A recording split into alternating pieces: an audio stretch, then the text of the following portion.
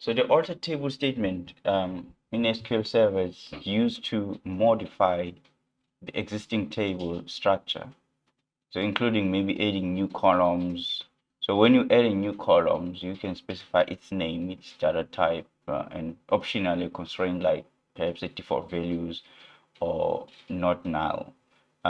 So you need, whenever you're using an alter table statement, you need a table name that you want to alter. Alter means change, that you want to modify, right? So the name of the table to which you want to add a new column must be specified in column name. So that will be the name of the new column. The data type. So the data type for a new column, for example, it can be integer, varying characters, or it can be date as well, or a constraint. So constraint is optional. Um, so if you remember, we've got a table called employees. So we're gonna add a new query here, and then suppose we want, I just want to see before we do that, what do we have in the employee. So I'm gonna just select basically all from employees, just to check what column we have. If we've got, okay, we do have an email. So suppose I want to add is active. So we want to add a column is active. So we can say alter table, alter table employees, and then we want to add, so we say add a field called is active. So that field will check if the employee is currently active. Is he or she a current employee of that company?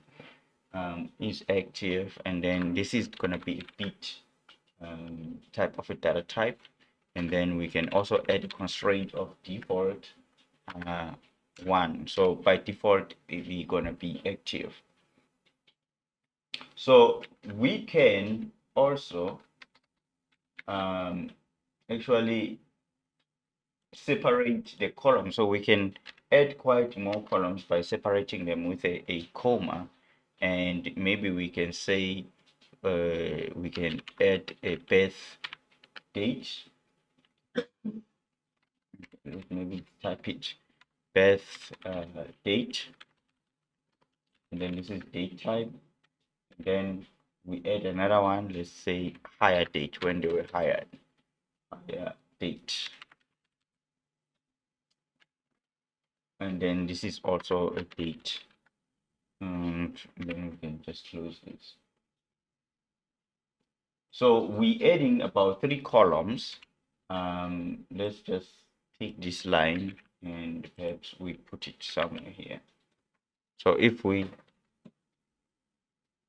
execute, then we can see now we've got is active, which is a bit, and then we've got birth date and the hire date.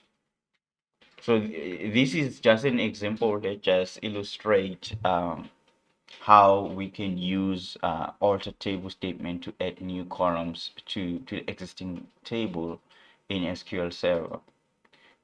This is just enhancing the table structure to accommodate any additional data that is perhaps that you require, because sometimes you can create a table but then